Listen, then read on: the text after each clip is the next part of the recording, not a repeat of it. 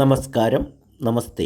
നാട്ടുരാജ്യ ന്യൂസിലേക്ക് സ്വാഗതം. പത്രമാധ്യമ രംഗങ്ങളിലും സാമൂഹിക പ്രവർത്തനങ്ങളിലും വ്യക്തിമുദ്ര പതിപ്പിച്ച ശ്രീ പി നാരായൺജിയുടെ ജീവിത സന്ദേശം യഥാർത്ഥ രാജ്യസ്നേഹത്തിൻ്റെയും പത്രപ്രവർത്തനത്തിൻ്റെയും ആൾരൂപമായി മാറിയ ശ്രീ നാരായൺജി RSS സംഘപരിവാർ പ്രവർത്തകരുടെ കൂട്ടായ്മയിൽ നൽകിയ ഈ നവതി ആഘോഷം തൊടുപുഴയുടെ ചരിത്ര നിമിഷങ്ങളായിരുന്നു.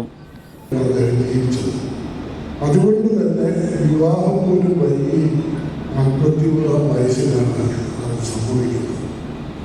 അദ്ദേഹം പൂർത്തിയാക്കുന്നതിനൊപ്പം വ്യക്തി ജീവിതത്തിൽ നവതിയിലേക്ക് പ്രവേശിച്ചിരിക്കുകയാണ്.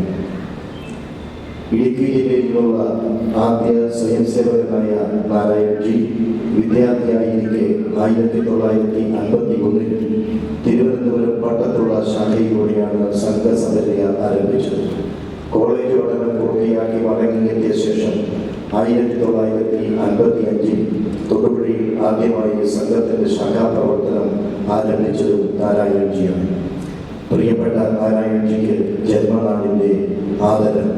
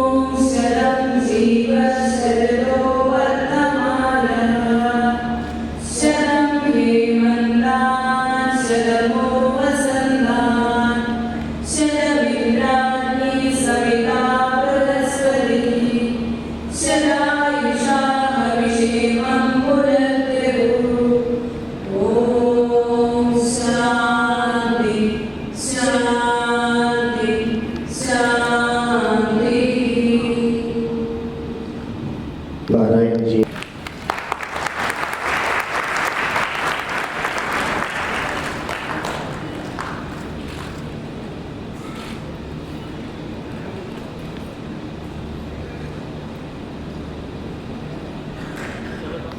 സംഘചാലകമായ ശ്രീ KN രാജുവിൻ്റെയും തൊടുപുഴ 2 സംഘചാലകൻ ശ്രീ S സുധാകരൻ അവരുടെയും ആദരപൂർവ്വം ക്ഷണിക്കുകയാണല്ലോ. ഈ വേളയിൽ അങ്ങ് തെളിയിച്ച പാതയിലൂടെ മുന്നേറുന്ന ഉജ്ജ്വലമായ ഒരു കർമ്മകാണ്ഡത്തിന് തുടക്കം കുറിക്കുകയും ചെയ്തുവല്ലോ. ഈ നവതി നാടുകളിൽ പോലും തുടർന്നു വരുന്ന ആ ത്യാഗപൂർണ്ണ തപസ്സിൻ്റെ മുൻപിൽ ഞങ്ങൾ അഞ്ജലിബദ്ധരായി. സമാജത്തിന് സംഘർഷത്തിന് പിറന്ന മൗലിക കൃതികളിലൂടെയും ശ്രേഷ്ഠ ഞങ്ങൾ കുറഞ്ഞ യഥാർത്ഥതയോടെ തിരിച്ചറിയുന്നു. ഇനിയും തലമുറയ്ക്ക് പകർന്നുകൊണ്ട് അങ്ങ് ഞങ്ങളുടെയൊക്കെ അഗ്രേസരനായി മുന്നിൽ നടക്കണമെന്നാണ് ഞങ്ങളുടെ പ്രാർത്ഥന. ഞങ്ങൾ അർപ്പിക്കുന്നു. നവതി ആഘോഷ സമിതി തൊടുപുഴ 1999 കർക്കിടകം 10.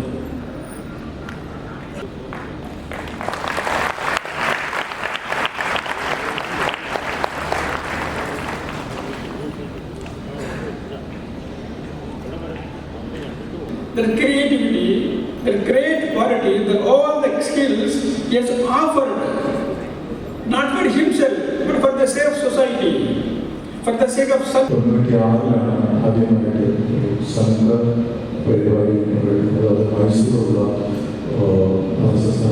ഒരു സ്കൂളിൽ താമസിച്ച് ആദ്യം സംഘവുമായി ബന്ധപ്പെടുന്നത്. പിന്നീട് സംഘത്തിൻ്റെ പരിപാടികളിൽ ചിലതിൽ പങ്കെടുക്കുമ്പോൾ അതിനുശേഷം സെക്രട്ടേറിയറ്റ് സഹായം താക്കീത് ഒക്കെ കിട്ടിയിരുന്നു. അതിനുശേഷം ശിക്ഷണ നടപടികളിൽ കേൾക്കേണ്ടി വന്നു. കാരണം ഈ സംഘത്തിലൂടെ യാത്ര ചെയ്യുമ്പോൾ നമുക്കുണ്ടാകുന്ന ഫിറ്റ്നസ്, സിറ്റിസൺഷിപ്പ് ഫിറ്റ്നസും എത്തിക്കൽ ഫിറ്റ്നസും ഒക്കെ നമുക്കുണ്ടാകുമ്പോഴുള്ള ഒരു പ്രശ്നമാണ്. സർക്കാർ ജോലിയിലുള്ളവർക്കും RSSുമായി ചേർന്ന് പ്രവർത്തിക്കാമെന്ന ഒരു തീരുമാനം ഈ മാസം കേന്ദ്ര ഗവൺമെൻറ് എടുത്തു. അപ്പോൾ നേരത്തെ ഞാൻ പലരും എന്നോട് ചോദിക്കും RSSൽ അംഗമാണോ, അപ്പോൾ ഞാനൊക്കെ RSSുമായിട്ട് ചേർന്ന് പ്രവർത്തിക്കുന്നു എന്നൊക്കെ ഉള്ളൊരു ഒഴുക്കമട്ടിലുള്ള മറുപടിയെ എനിക്ക് പരസ്യമായിട്ട് പറയാൻ പറ്റുള്ളായിരുന്നുള്ളൂ. അപ്പോൾ ഈ ഒരു ഉത്തരവിൻ്റെ കോപ്പി എനിക്ക് കിട്ടിയപ്പോൾ ഉടനെ തന്നെ ഞാൻ ചെയ്തത് RSSൻ്റെ വെബ്സൈറ്റിൽ പോയി അതിൽ ജോയിൻ RSS എന്ന് പറഞ്ഞിട്ടുണ്ട്. അതിൽ പോയി ഔദ്യോഗികമായിട്ട് RSSൻ്റെ അംഗമായി.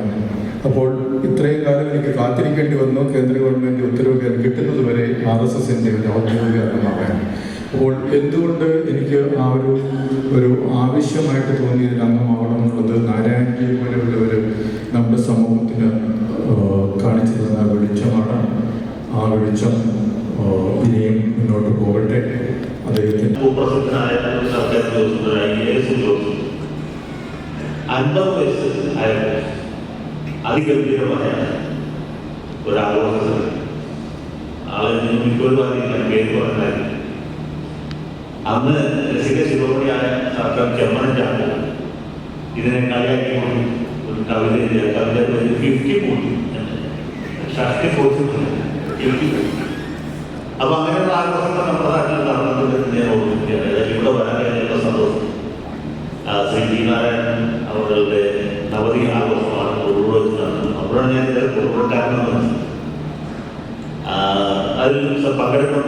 തീർച്ചയായിട്ടും ഇവിടെ വരാൻ കഴിഞ്ഞ സന്തോഷവും അദ്ദേഹത്തെ കാണാൻ ഈ പരിപാടിയിൽ പങ്കെടുക്കാൻ കഴിഞ്ഞ സന്തോഷം. പിന്നെ ഒരു കൂടുതൽ എൻ്റെ നോട്ടീസ് ചെയ്തിട്ടുണ്ട്. തോമസ് ജേക്കബ് സാർ അധ്യക്ഷത വഹിക്കുന്നത് മനസ്സിലായി. അപ്പോൾ അതിൽ അദ്ദേഹത്തെ കുറെ കാലം കൂടിയിട്ടാണ് എൻ്റെ സന്തോഷം. ഞാൻ അദ്ദേഹത്തോട് ചോദിക്കാം, സാറിൻ്റെ നവതി 83 നവതിയിലേക്ക് ഒരുപാട് ഞാൻ സാറെ 84 നമുക്ക് അറിയാം. വൈകിക്കുന്നത് നമുക്ക് പിന്നോട്ടുണ്ടാകും. മനുഷ്യർക്ക് സന്തോഷിക്കുന്ന അവസരങ്ങൾ കുറവാണ്. പഴയ ആളുകളെ കാണാൻ കഴിഞ്ഞു കൊടുക്കാൻ ഈ സ്നേഹം ആദരങ്ങളൊക്കെ അർപ്പിക്കാനുള്ളൊരവസരം. ഇവിടെ ജന്മഭൂമിയുടെ കാര്യങ്ങളൊക്കെ ഓർമ്മ വന്നു. മദർലാൻഡ് എന്നൊരു പറഞ്ഞത് വീടിൻ്റെ കാര്യങ്ങൾ. മദർലാൻഡ് ജനസംഘത്തിൻ്റെ മുഖപത്രമാണ്. ഈ മദർലാൻഡിൻ്റെ മാതൃകയിലാണ് ജന്മഭൂമി. മദർലാൻഡിൻ്റെ ശരിക്കുള്ള പരിഭാഷ മാതൃഭൂമിയിലാണ്. കേശവമേനോൻ നേരത്തെ കോഴിക്കോട് മാതൃഭൂമി കൊടുക്കുന്നതുകൊണ്ട് അന്ന് ജനസംഘത്തിനാലെ RSSന് മാതൃഭൂമി എന്ന പേരിൽ 2010 വന്ന പരിപാടി. അതുകൊണ്ടാണ് കോഴിക്കോട് നിന്ന് ഒരു സായാഹ്ന പത്രമായിട്ട് ജന്മഭൂമി മദർലാൻഡിനെ അടിയന്തരാവസ്ഥ പ്രഖ്യാപിച്ച ദിവസം ഇന്ദിരാഗാന്ധി മദർലാൻഡിന് കൂടി. മദർലാൻഡിൽ വീണ്ടും ജന്മഭൂമി മദർലാൻഡ് എന്നൊരു വ്യത്യാസമില്ല. അടിയന്തരാവസ്ഥയ്ക്ക് മുമ്പ് സായാഹ്ന പത്രമായി കൂടിപ്പോയ ജന്മഭൂമി അടിയന്തരാവസ്ഥ കഴിഞ്ഞപ്പോൾ എന്താണ് ദിനപത്രമായിട്ട് പുലർത്തി ജന്മഭൂമി കേന്ദ്രത്തിൽ അദ്ദേഹം വാജ്പേയിക്കും മദർലാൻഡിൽ വീണ്ടും തുടങ്ങാൻ പറ്റും. മദർലാൻഡിന്റെ ചരിത്രത്തിന്റെ ഭാഗം മദർലാൻഡിന്റെ വേറെ ചരിത്രമുണ്ട്. മദർലാൻഡിന്റെ പ്രസിദ്ധനായ ആദ്യ മൽക്കാരി വലിയ പത്രമുണ്ട്. ആ ഗ്രന്ഥകാരൻ കേരളമാണ്. മൽക്കാരിയാണ് അടിയന്തരാവസ്ഥയിൽ ആദ്യ അറസ്റ്റ്. ജയപ്രകാശിനെ മൊറാർജി ദേശായി അറസ്റ്റ് ചെയ്തതിന് മുമ്പ് മൽക്കാരി അറസ്റ്റ്. അടിയന്തരാവസ്ഥ പിൻവലിച്ച് ഇന്ദിരാഗാന്ധി രാജിവെച്ചതിന്റെ പിറ്റേ ദിവസമാണ് മൽക്കാരിയും പോയി. അതിനുശേഷം ഒരാൾ നോട്ട് ഫെർണാണ്ടസ് കയ്യിൽ കാലിലും ചങ്ങലയിട്ട് ബീഹാർ ജയിലിൽ. രണ്ടാമത്തെ KR മൽക്കാരി ചെയ്ത തെറ്റുണ്ടെന്ന് അത് ഒരു സംഭവം. അടിയന്തരാവസ്ഥ പ്രഖ്യാപിക്കാൻ പോകും എന്ന വാർത്ത അതിന് 6 മാസം മുമ്പ് റിപ്പോർട്ട് ഈ മൽക്കാരി എവിടെ നിന്നോ അദ്ദേഹത്തിന് ഓർമ്മയിലുള്ള വാർത്തയാണ്. അതായത് ജയപ്രകാശിന്റെ ഈ മൊമെന്റിംഗ് ശക്തി പ്രാപ്തി അതൊരു രാജ്യവ്യാപകമായ പ്രക്ഷോഭം വളരാൻ പോകുന്നു കേരള കാരണം കേൾക്കുന്ന അടിയന്തരാവസ്ഥ വാക്കുള്ള ആലോചന നടക്കും എന്നൊരു വാർത്ത പ്രചരിച്ചു. അന്നത്തെ നിലയ്ക്ക് ആരും വിശ്വസിച്ചില്ല. കാരണം അങ്ങനെയൊക്കെ ആർക്കും ചെയ്യാൻ പറ്റും എന്ന് കരുതിയില്ല. പക്ഷെ ഇന്ദിരാഗാന്ധിക്ക് മനസ്സിലായി ഈ സംഭവം നമ്മൾ ആലോചിക്കുന്ന കാര്യം ലീക്കായി. അന്ന് അലഹബാദ് ഹൈക്കോടതിയുടെ വിധിയൊന്നും വന്നിട്ടില്ല. എന്നിട്ട് പോലും ഇങ്ങനൊരു വാർത്ത പ്രസിദ്ധീകരിച്ചതിനാണ് ഈ മൽക്കാരിയെ അറസ്റ്റ് ചെയ്ത് ജയിലിൽ. ഇന്ദിരാഗാന്ധിക്ക് തീർത്താൻ തീരാത്ത പകയായിരുന്നു അദ്ദേഹത്തോട്. പിന്നീട് മൽക്കാനി ഈ ഓർഗനൈസറിൻ്റെ പാചകജന്യത്തിൻ്റെയൊക്കെ പത്രാധിപരായി. രാജ്യസഭ പറഞ്ഞത് ആനുഷ്ഠികമായിട്ട് ഓർമ്മിച്ചപ്പോൾ പറഞ്ഞിട്ട് മാത്രമേ ഉള്ളൂ. ശ്രീ നാരായണനെ സംബന്ധിച്ച് എനിക്ക് അദ്ദേഹത്തോടുള്ള ആദരവ്, ഞാൻ ഇതിലൂടെ വരാനുള്ള കാരണം ഹിന്ദുത്വ രാഷ്ട്രീയം കേരളത്തിൽ എന്ന പുസ്തകം അദ്ദേഹമാണ്.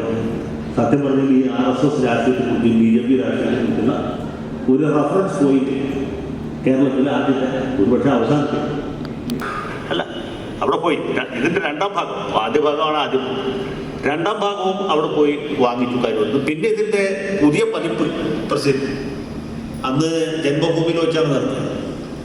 ജന്മഭൂമിയിൽ പോയി അന്ന് മിസോറാം ഗവർണറായിരുന്നു നമ്മുടെ PS ശ്രീധരൻപിള്ളയാണ് പ്രകാശിപ്പിച്ചത്, ഏറ്റുവാങ്ങിയത് ഞാൻ. അപ്പോൾ അങ്ങനെ ഒരു ബന്ധമാണ് ദേശീയതയുടെ രാഷ്ട്രീയം കേരളത്തിൽ എന്തായിരുന്നത് പുതുക്കിയ എന്നാണ് പുതുക്കിയ പേര്. എൻ്റെ അഭിപ്രായത്തിൽ ഹിന്ദുത്വ രാഷ്ട്രീയം കേരളത്തിൽ തന്നെയാണ് അംഗീകരിക്കുന്നത് ടൈറ്റിൽ. അപ്പോൾ ആ ടൈറ്റിലാണ് ശരി. മാത്രമല്ല ഒരു കാര്യം, ഈ ടെക്സാസിലെ ഹൂസ്റ്റണിലെ ടെക്സാസ് യൂണിവേഴ്സിറ്റി അവിടെ മലയാളം ഡിപ്പാർട്ട്മെന്റ്, അവിടെ ഗവേഷണം നടത്തുന്ന ഒരു വിദ്യാർത്ഥി കേരളത്തിൽ RSS മൂവ്മെന്റിനെ കുറിച്ച് അല്ലെങ്കിൽ സംഘ രാഷ്ട്രീയത്തെക്കുറിച്ച് പഠനം നടത്താൻ വേണ്ടി ചില കാര്യങ്ങൾ എന്നോട് വിളിച്ചു. അപ്പോൾ ഞാൻ പറഞ്ഞത് അതിന് റെഫറൻസ് പോയിന്റ് എന്ന് പറഞ്ഞത് ഇദ്ദേഹത്തിൻ്റെ പുസ്തകം. ഇതല്ലാതെ വേറെ യാതൊരു മലയാളത്തിൽ ലഭ്യമാണ്. ഇത് പറയുമ്പോൾ ഒരു കാര്യം കൂടി പറഞ്ഞു, അദ്ദേഹത്തിൻ്റെ മകൻ അനു, ഇളയ മകനാണ് അനു, ഇതുമായി ബന്ധപ്പെട്ട് ഒരിക്കൽ ഒരു അഭിമുഖ സംഭാഷണം വേണ്ടി സമയം അദ്ദേഹം പല കാര്യങ്ങളൊക്കെ ചോദിച്ചു. ഞാൻ ഉത്തരം പറഞ്ഞു. അവസാനം അദ്ദേഹം ചോദിച്ചു, കേരളത്തിൽ എന്തുകൊണ്ടാണ് ഈ RSS അല്ലെങ്കിൽ ഹിന്ദുത്വ രാഷ്ട്രീയത്തിന് വലിയ പുരോഗതി ഉണ്ടാകുന്നത്? അപ്പം ഞാൻ എൻ്റെതായ കാരണങ്ങളൊക്കെ പറഞ്ഞു. ഞാൻ പറഞ്ഞത് അറം പറ്റിയ വർത്താനം. അത് കഴിഞ്ഞ് അദ്ദേഹം ചോദിച്ചു, ഇതിനെങ്ങനെ നമുക്ക് ഈ പരാധീനതകളൊക്കെ അദ്ദേഹം സമ്മതിച്ചു, ഇതിനെ എങ്ങനെ മറികടക്കാൻ സാധിക്കും? അപ്പം ഞാൻ അതിന് ഒരു ഉത്തരം പറഞ്ഞു. പറയുന്ന സമയത്ത് എൻ്റെ നാക്കത്ത് ഗുളികനാണ്. ഞാൻ പറഞ്ഞു, ഒരു തവണകൾ കൂടി LDFനെ ജയിപ്പിച്ചാൽ മതി.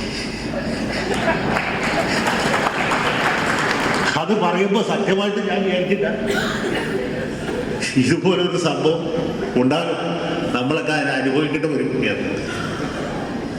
പക്ഷേ അത് അന്ന് പറഞ്ഞ സമയത്ത് യാതൊരു സാധ്യതയുമില്ല. അതാണ് എൻ്റെ പ്രത്യേകത. 2018 പ്രളയത്തിനും അതുപോലെ ശബരിമല കേസിൻ്റെ വിധിക്ക് മുമ്പാണ് ഈ അഭിമുഖം നടത്തിയത്. ഓണപ്പതിപ്പിലേക്ക് വേണ്ടിയിട്ടാണ് അദ്ദേഹം വിളിച്ചത്. ഞാൻ പറഞ്ഞത്, അപ്പോൾ ഇദ്ദേഹത്തിന് അഭിമാനിക്കാം. സത്യത്തിൽ അനുവിനെ പോലെ ഒരു മകൻ ഈ രംഗത്ത് തന്നെ, പത്രപ്രവർത്തക രംഗത്ത് തന്നെ വന്നു എന്നുള്ള സന്തോഷിക്കാം. ഏതായാലും നവതി ആഘോഷിക്കുന്ന അല്ലെങ്കിൽ കൊണ്ടാടുന്ന ശ്രീ നാരായണജിക്ക് എല്ലാ ഭാവങ്ങളും നേർന്നു. ഒരു മനുഷ്യൻ 90 വയസ്സ് വരെ ജീവിക്കുക എന്നുള്ളത് ഇന്നത്തെ കാലത്ത് അത്ര സർവ്വസാധാരണമായിട്ടുള്ള കാര്യമല്ല.